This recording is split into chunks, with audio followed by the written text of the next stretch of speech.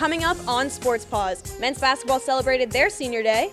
The women's ice hockey team faced St. Lawrence in the ECAC quarterfinal. And women's basketball tries to continue their 10-game winning streak.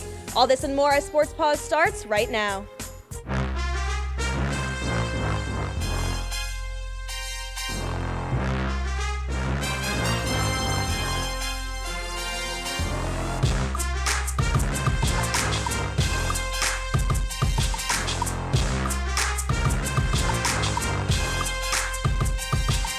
Hey everyone, and welcome to another night of Sports Paws where we have all of the Quinnipiac sports news from the last week. I'm Emily Sweeney. And I'm Brianna Trachtenberg. Brianna, as it's your first time on desk for a show, how are you feeling? I'm feeling pretty good, and I'm ready to get started. All right, well, I think we have to start with some shocking news from the field hockey field as longtime head coach Becca Main announces her retirement. Becca Main's retirement was announced on Friday morning following the end of her 28th season with the Bobcats. Main came to Quinnipiac in 1995 when it was still a college. For her first 3 years, Main competed in Division II before bringing QU field hockey to a Division I sport. She also dipped her toe in lacrosse as she was the head coach for 5 years at Quinnipiac. Main also got QU invited to the Big East Conference in 2016. For the past 28 seasons, Becca Main has been a driving force for the field hockey program, but she's now saying goodbye and moving on to what we all hope is a happy retirement. While goodbyes are bittersweet, we are saying hello to women's ice hockey playoff season, so let's get into it. Game 1 of the ECAC tournament started Friday night as the number 3 seeded Quinnipiac Bobcats hosted the number 6 St. Lawrence Saints. The Bobcats looking to reset after ending the regular season on a 2-game skid to Clarkson and their first round opponent, and right out of the gate, the puck's gonna drop. Let's get right into it. The Saints throughout the first put major pressure on Logan Andres. Unsurprisingly, she stays unfazed, making huge saves like this one right here to keep the score at 0s. That would not last long as the Saints captain Julia Gosling goes end to end with the help of a beautiful saucer pass from Abby Hustler. That's gonna put the Saints up 1-0. Let's take a closer look at that one goal. She passes it over to the left board, then receives the absolute saucer, and it goes right into the back of the net. Early in the second period, we're going to move on to see Quinnipiac take their stride. Quinnipiac's going to respond as a scrum up front results in a loose puck and a finish by Alexa Hoskin. Bobcats are going to tie it 1-1. Bobcats are not done as a little over the halfway margin, the assistant captain Sadie Pierre buries the puck right in the back of the net. Another loose puck picked up there by the Bobcats. It's going to be 2-1 heading into period 3. Now in the third period, the final seconds of regulation, St. Lawrence tries one last opportunity but are unable to connect. Bobcats take the game 2-1 and look to eliminate St. Lawrence on Saturday in Game 2. Moving on to Game 2, the Bobcats are looking at a matchup here. A win and move on scenario for the team. In this game, the Bobcats started off strong with a Lexi Agia goal in the first period. Then the Saints came marching in with a late goal in the second period to tie it up. Heading into period 3, the pace picked up for St. Lawrence as they scored back-to-back goals, taking a 3-1 lead. The Bobcats attempted a comeback, scoring one last goal with under a minute left, but ultimately dropped Game 2 3-2, which forced a Game 3 for the series. The series was all knotted up, which led to a pivotal Game 3 between the Bobcats and the Skating Saints. Let's roll the highlights. It's number 3 versus number 6, round 3 between the Bobcats and the Saints. Winner takes all, loser walks home with nothing. Starting this one off in the first, the Saints on the attack, and it's the first line that is able to cash in on the opportunity. It's Abby Hustler to Shaylin Snow, who shoots. Rebound pops out to Julia Gosling, who puts the puck in the back of the net for her third goal in the series. It's 1-0 Saints at the end of the first. Goalies were solid in the second period, so we'll go straight to the third period action. Bobcats on the penalty kill, and it's Kate Riley and Lexia Agia on a 2-on-1. Riley looks off Agia and fires a wrister on net, and she roofs it top shelf. She ties this game at 1. Later on in the third, Zoe Ewens feeds Lexia Agia a solid pass. She breaks in on net and scores. This play would be reviewed though, as Ewens is called for goaltender interference and the goal was called off, so this one will end up staying a tie. The 60 minutes won't end up being enough though, and we will have to go into overtime. The game on the line, Bobcats on the attack, and it's Alexa Hoskin feeds on in front for Maya Labard, but she misses wide left of Lucy Morgan. Bobcats still in the rush, and Hoskins finds Sadie Peart in front, and she scores, and the Bobcats win. Take a look at the emotions of the team rushing Peart hopping off the bench. The Bobcats win the game in the series as they move on to the semifinals to play on Friday in New Haven. The Bobcats are one step closer to the ECAC championship after Sadie Peart's sudden death overtime winner. Q30 women's ice hockey beat reporter Clever Streich has more. Game, set, match. The Quinnipiac women's ice hockey team defeated the St. Lawrence Saints and eliminated them from the ECAC tournament after an emphatic and dramatic goal by Sadie Peart in overtime. I mean, you always dream of that, right? I got it back and I was like, okay, this has got to get on net, and it did, and I saw it flutter right over her shoulder. There was some traffic in front of the net, so that was nice, and then, it was all emotion after that. Just awesome for Sadie. She's got the biggest heart, and it's just so clear how much everyone respects the work she puts in. She makes the little plays every time. Throughout the quarterfinals, the Bobcats have had to dig deep and chip away at the Skating Saints in one-goal games, and Game 3 was no different.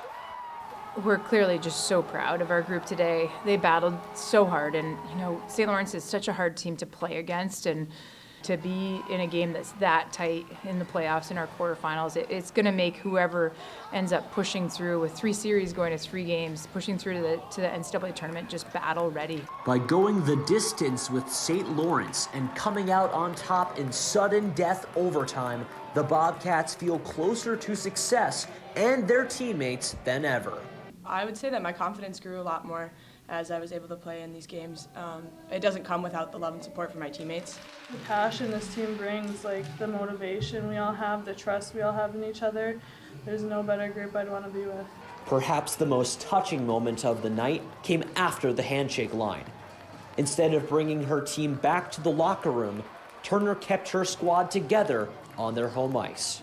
We gathered them on the ice because we didn't want to have our 5th years have to leave the ice. It's the last time they're going to play here, and I thought, let's not have them leave right now. Let's just talk out here and let them enjoy that moment, and I know that they certainly did.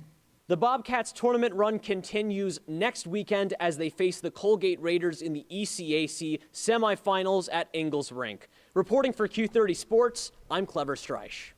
Quinnipiac women's ice hockey coach Cass Turner was announced as a finalist for ECAC Hockey Head Coach of the Year. Cass Turner was announced as one of the 3 finalists for the award. Turner is in her 8th season with the women's ice hockey team. This past season, she coached the team to a 27-7 overall record and a 17-5 in-conference record. The women's team finished the regular season with a 3rd place standing. Turner will look to earn her 2nd ECAC hockey tournament title with the Bobcats this year after winning against St. Lawrence in the quarterfinals this weekend. After Quinnipiac defeated St. Lawrence in the quarterfinals, let's see where they stand in the current playoff bracket. Each of the top seeds took the series win this weekend. Yale dominated Harvard in both games with a 4-2 win on Friday and a 4-goal shutout on Saturday. They will face the Clarkson Golden Knights after they won their first game against Cornell, lost in double overtime for the second, and then won 4-1 in Game 3. Quinnipiac will face Colgate in the semifinals after the Raiders beat Princeton. Both the semifinals and the championship will take place this weekend in New Haven at Ingalls Rink. From the ice to the court, women's basketball attempts to continue their 10-game win streak. Can they do it? It's Gold Rush at the bank as the Bobcats play host to the Niagara Purple Eagles, looking to push their win streak to 11. Head coach Trish Fabry honored before the game for reaching 500 wins, but let's jump right into the second quarter of action. Nikel O'Neill bringing it up the floor. She'll pass it back to a wide-open Angel Parker who's going to drain the 3. Later on in the second, Quinnipiac's going to answer on both ends. Mackenzie Helms here. She goes up for the block. She gets the block. She's going to pass it up to Jackie Grisdale across the court. And off the drive, she finds C.T. Haywood through the slimmest of openings. And you'll see a bucket right here by C.T. Haywood. Then we're going to go in the end of the second. Niagara's trying to battle back. Angel Parker gets a buzzer beater for the half. and that's going to put Niagara up 28-26 heading into the third. Niagara starts to pull away in the third off a loose ball. Aaliyah Parker finds her sister Angel, and she goes up for a bucket. Then once again, Aaliyah gets the strip and hits the lay for a score here. Niagara's going to be up 47-35 at the end of the third. We'll move on to the fourth. CT from three, and bang! The Bobcats getting a bit closer in this game. Grace Labarge contested three.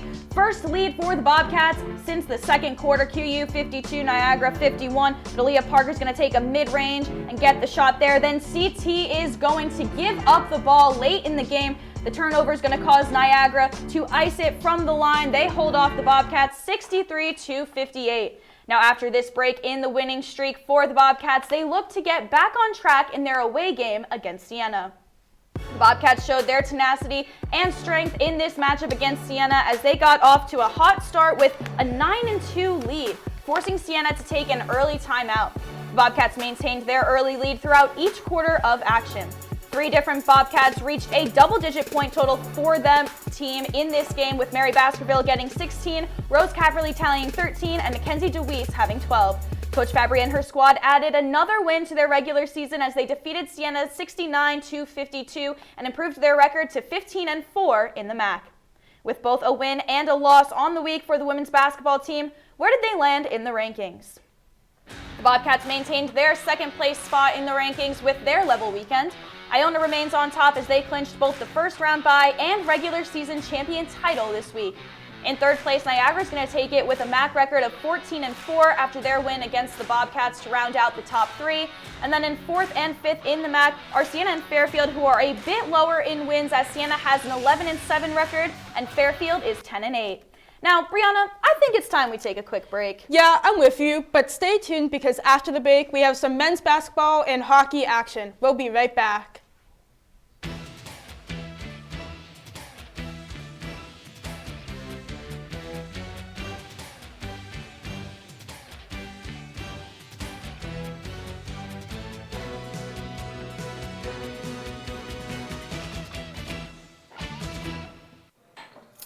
What do you think you're doing, Kevin?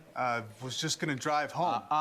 There are several warning signs present that you shouldn't be driving. Like hearing voices? Like your text-to-emoji ratio? Oh man, the selfies. Selfie, nailed it. We all have warning signs that let us know that we're probably not okay to drive. Mine is pretending to be your subconscious. Craig, come on man, let's split a ride home.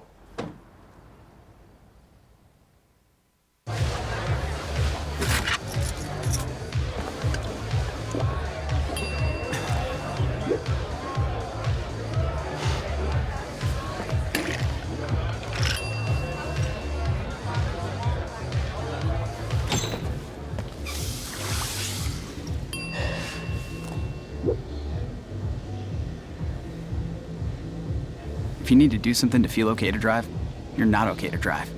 Don't drive buzzed. Multiple studies have shown that marijuana can slow both driver reaction and response time, which can be really dangerous. He's here. He's here. Wait. What? I can't drive. What? My. Oh.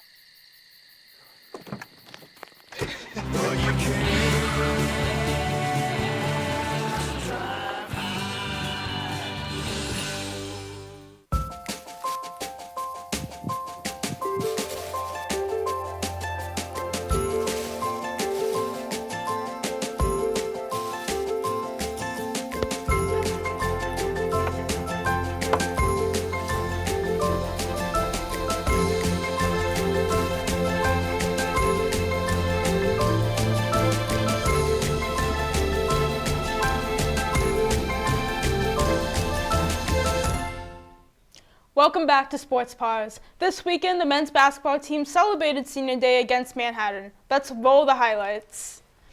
The Bobcats finished their home play on Sunday against the Manhattan Jaspers. As you can see, they're here. The four seniors were honored before the game, and then it was time for tip-off and to get the game underway. In the first half, Quinnipiac came out rolling in the early minutes as Tyrese Williams finds Savion Lewis, and he hits the floater to give the Bobcats an early 5-point lead. Then Louis Courtwright continues to keep up the fast tempo and dishes it out to Paulo Tiano, and he will go airborne, slamming it down. Bobcats up 24-10. Then it's Otieno kicking out to Taimu Shinri, and he will knock down the triple and give the Bobcats a commanding 40-26 lead after half. Then going into the second half, Manhattan brought the intensity right out of the half as Ant Nelson passes it inside to Josh Roberts, and he slams it home to make it 57-42. In a blink of an eye, the Bobcats found themselves in a tie game. Desi Jones tried to get the Bobcats out of trouble by driving in and hitting the basket and getting the foul called for the potential 3-point-3. The Jaspers quickly answered, and with 30.2 seconds remaining, it came down to one possession. Ant Nelson steps back, drives in, and hits the dagger to down the Bobcats. The final score in hand in, Manhattan takes it 72 and Quinnipiac 70. After getting buzzer beaten by the Manhattan Jaspers, senior day was spoiled. Q30 men's basketball beat reporter Beckett Calkins has more. The Quinnipiac Bobcats dropped their final home game of the season, 72-70 versus the Manhattan Jaspers on senior day. The Quinnipiac Bobcats have blown not one, not two, not three, but 4 double-digit leads so far in the year 2023, but none worse than the 21-point lead that vanished today against Manhattan. Head coach Baker Dunleavy said that his team's intensity on the defensive end against high ball screens shifted in the second half. Yeah, I thought for the first half we were great. They were more angled, and second half it was a little bit flatter. It was hard for us to get into our coverages. So, again, I think they used it. We weren't able to get the proper adjustment to it, and it hurt us. Manhattan's second half adjustments played a huge role in their comeback win. I mean, obviously in the second half you got to credit Manhattan. Thought they put together a second half game plan to counter some of the things we were doing in the first half defensively, and they earned the win. Dunleavy also mentioned this common theme of blowing leads and suggested upping the intensity during practice. I think just having more complete efforts in practice, just having the mindset of a team that doesn't play the scoreboard, doesn't worry about circumstances, but just plays in the moment. We just got to be better with that. Time's running out in terms of improvement, but we have time to have some good practices. 2 more games could decide the momentum of the Bobcats heading into the MAC tournament in Atlantic City coming up. Reporting for Q30 Sports, I'm Beckett Calkins. After a tough loss to Manhattan this past weekend, let's see where the men's basketball team currently stands. The Bobcats remain at the number 4 spot in the MAC standings after losing to Manhattan this past Sunday. The Iona Gales continue to stay on top with a 15-3 conference record, and they hold a first-round bye as well as the regular season champion. Ryder will hold on to the second spot and also clinch a first-round bye. Santa will sit closely behind them with an 11-7 record. Quinnipiac is at 4, followed by Niagara at 5th, Manhattan at 6, Fairfield at 7, and Mount St. Mary's rounding out the bottom at number 8. Now this time we are going to move from the hardwood to the ice to see how men's hockey finished off their regular season. The Bobcats were looking to continue their 8-game winning streak as they went to face Union. Pecknold's squad began with 2 unanswered goals in the first period by Charles Alexis Legault and Joey Cipollone. Bobcats then scored the lone goal of the second period as Michael Lombardi put the Bobcats up 3-0. When the third period began, Tyler Watkins put one in the back of the net. The Bobcats soon responded with an Ethan DeYoung goal to finish off the game 4-1 and extend their win streak to a season-high 9 games. The next day, the Bobcats traveled over to RPI for their last regular season game and were on the brink of making history. The game started off with the Bobcats down 1 as Sutton Mazzotti scored the lone goal in the first period for RPI. The Bobcats picked up speed, scoring 4 unanswered goals in the remainder of the game. The goals came from Jaden Lee, Jacob Quillen, Sam Lifkin, and Colin Graff, and gave the Bobcats another 4-1 victory on the weekend. This marks the first time since the 1988-1989 year that an ECAC team finished with 20 wins on a regular season. With 2 wins and history made, it's no surprise that one of the men's ice hockey players earned an ECAC award. After a 3-point weekend for the first-year forward, Sam Lipkin was named ECAC Co-Rookie of the Week for a second week in a row. Lipkin is finishing off the regular season on a 4-game point streak and is currently tied for second on the Bobcats squad with 34 points, having 12 goals and 22 assists, which puts him in first for first years in the ECAC. Lipkin is also on the Tim Taylor Award watch list, which is given to the nation's Rookie of the Year. With the regular season ending this past weekend, it is time to look ahead to the ECAC tournament bracket. While Quinnipiac clinched a first-round bye, there is still a lot of action in the first round of play. Number 9 Princeton will take on number 8 Union, while Colgate, who is ranked number 5, will face off against the number 12 Dartmouth. Number 6 Clarkston will go up against Brown, who is ranked 11, and to close out round 1, there will be number 7 RPI versus number 10 Yale. After the first round, the teams will reseed, and the 4 teams with a first-round bye, Quinnipiac, Harvard, Cornell, and St. Lawrence, will learn who their quarterfinal opponents will be. Now jumping over to the lacrosse field. This past weekend, the men's lacrosse team took on Bryant for 3 straight wins. Let's see what happened. The Bobcats lost to the Bulldogs during the snowy matchup with a final score of 19-12. Quinnipiac fell behind early in the first quarter and was never able to catch up to Bryant. Stephen Germain and John DeLucia are both tied for lead points in the team with 12 points each after both having 3 goals in the game. Bryant outshot the Bulldogs 50-43, and Quinnipiac had 22 turnovers during the game. The Bobcats will take to the field again on Saturday against Merrimack College. And with that, it's time for a second break so we can catch our breath. When we come back, we will talk spring sports with some baseball and tennis. Stay tuned.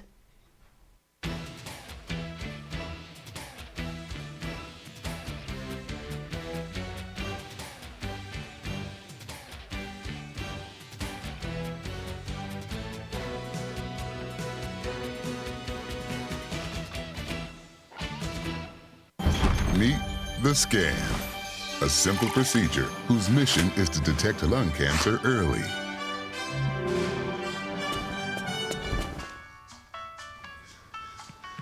I'm here to save you.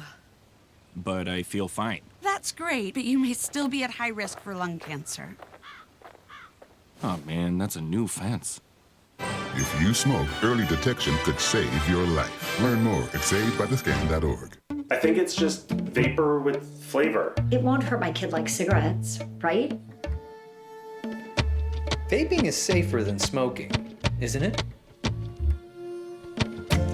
There's really not even that much nicotine in them, right?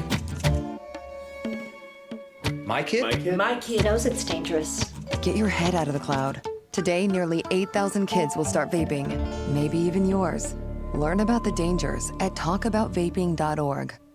I don't think that many kids in my son's school even do it. He makes fun of his friend who vapes. He would never try it. She's into soccer. She's on the honor roll. She's just not the type. No way. No way. No way. No way, my kid would never vape. Get your head out of the cloud. Today, nearly 8,000 kids will start vaping, maybe even yours. Learn about the dangers at talkaboutvaping.org. Type 2 diabetes can have a big impact on your life, but how can it be prevented? Well, the first step is knowing if you have prediabetes, a serious medical condition that puts you at high risk for type 2 diabetes. 1 in 3 American adults has prediabetes, but more than 80% don't know they have it. The good news is, prediabetes can be reversed, and for many people, healthy changes in their daily routine can make a big difference. Take the 1-minute risk test today at doihavepreddiabetes.org. Welcome back, and thank you for sticking with us. Now, even though there's a winter storm in the forecast, it's time to talk about some spring sports. Women's lacrosse faced off against number 21 ranked Yale as they look to boost their 500 start. Yale began the first quarter with back-to-back goals, but Maddie Deacon answered with one for the Bobcats, making the early score 2-1. Then the Bulldogs came barking back with 3 more goals to end the first quarter. Quarter 2 was a close one, with 1 for Yale and 3 goals for QU from Abby Wise, Sophia Iacino, and Mia Delmond, making the score 6-4. But the second half proved to be a struggle for the Bobcats, with 1 goal to Yale's 8 goals, making the final score Yale 14, Quinnipiac 5. From the turf to the diamond, men's baseball had a 4-game stint against Maryland Eastern Shore. In Game 1, the Bobcats defeated the Hawks 5-1 with Anthony Donofrio leading the charge, having 2 hits, 1 run, and 2 RBIs. In Game 2, Anthony Donofrio led the Bobcats once again to an 8-6 win, having 2 hits, 1 run, and 3 RBIs. Then on Sunday, the Bobcats and the Hawks had their second doubleheader of the weekend, where Quinnipiac completed the 4-game win streak, winning Game 1 of the second series 3-0 and Game 2 14-3. These wins moved the Bobcats into a successful 4-3 overall record. Now turning over to the softball field, one player on the Quinnipiac softball team was honored this past week. Sydney Horan was named the MAC Co-Pitcher of the Week after the Bobcats went 2 for 4 on the road at the Hampton-Norfolk State Tournament. Horan pitched 14.1 innings throughout the 4 games. The sophomore pitcher went 2-0 during the weekend to help shut out Lehigh and Bucknell. She had an ERA of .97 and 13 strikeouts throughout the 2 shutouts. Horan held batters to a .113 batting average during the tournament. The Quinnipiac softball team faced Delaware State University this past week. The Bobcats swept the Hornets in the doubleheader after defeating them 2-0 in the first game and 9-0 in the second game. In the first game, first-year infielder Natalia Apatiga and sophomore Amanda Engels would give the Bobcats a 2-0 lead. Sydney Horan would finish the no-hitter with 9 strikeouts. During the second game, first-year Mary Fogg would hit a lead-off single, and Apatiga would draw a walk-off and bring Fogg home to open scoring. This lead grew to 4 later in the game, and the Bobcats would finish the game with 5 more runs. Now, moving to the golf course, one women's golf senior was honored for the second time this season. Senior Leanne Peralta was named MAC Golfer of the Week this past Wednesday. Peralta started the spring season off strong by tying for 16th out of 62 competitors at the Atlantic Invitational. She opened the tournament with a low score of 67 and helped the Bobcats set a new single-round program best score of 282. The senior finished the tournament with a total score of 214, logged 11 birdies, and hit in her first top 20 finish of the spring season. Moving from the course to the tennis courts, women's tennis matched up against Army West Point on Saturday. The Bobcats on the road had 3 players win their singles matches: Chloe Kaselski, Camila Nella, and Nicole Lizavi. Although the Bobcats ultimately fell to Army 4-3, Nella has won 5 straight singles matchups, Kaselski has won each of her last 3 singles matches, and Lizavi picked up her 3rd singles win of the spring. Head coach Paula Miller and her team now have a 4-4 record on this season so far. The men's tennis team also had a non-conference match on Saturday against the North Dakota Fighting Hawks. The Bobcats would go on the drop to North Dakota as North Dakota battered them 7-0. Quinnipiac struggled in both singles action and doubles action as the Bobcats did not pick up either the singles point or the doubles point. The 11-2 Fighting Hawks will face Marist next on the East Coast in Poughkeepsie. Quinnipiac will go on the road again next in upstate New York as they open the MAC play against Niagara Purple Eagles on Saturday, March 4th, with the start time set for 4:30 p.m. Now we're going to go to top 5. Brianna, I know you've been excited to see which plays are on this one. I'm definitely excited for this one. All right, so let's get this rolling and kick it off. We're going to start with play number 5 in this top 5 plays. It's going to go to the hardwood women's basketball. It's Curtiera Haywood who sends the Niagara defender flying and drains a 3-pointer there. Niagara would win this game 63-58. Now moving on to play number 4, Game 3 of the ECAC hockey playoffs. Bobcats held scoreless until Kate Riley sends the slapper into the back of the net. More from this game later. Now we're going to move on to basketball, but men's basketball for play number 3. Louis Courtright finds Paul Otieno, who's going to go up and slam it down for the Bobcats. Bobcats would fall 72-70. We go to the Houston Fieldhouse for play number 2. A 2-for-1 here as Yanni Threats makes an incredible stop, and then moments later, it is Carlin Graff taking the puck down the ice and finding Sam Lipkin, who absolutely buries it. And finally, what everybody is waiting for, and Brianna, I'm sure we're excited to know, it's play number 1. Sadie Pierre becoming the hero for women's ice hockey. She gets her own rebound, lifts the puck, and buries it into the back of the net. That's going to bring the Bobcats to the next round of the ECAC hockey tournament. Now, Brianna, I know that being the hero for women's ice is obviously a huge play, deserves number 1, but I do think that big up and slam for Paul Otieno kind of deserved to be higher on this, a little bit lower on this list, maybe number 2. I think that was an impressive play for the Bobcats. I completely agree. I think it should have been higher up on this list. All right, and with that, the show is stopping, and it's time for the end. And while this show is at its end, the content doesn't stop with it, so be sure to follow Q30 Sports on Twitter and take a peek at our website. From the producers and everyone behind the scenes, for Emily Sweeney, I'm Brianna Trachtenberg, and good night.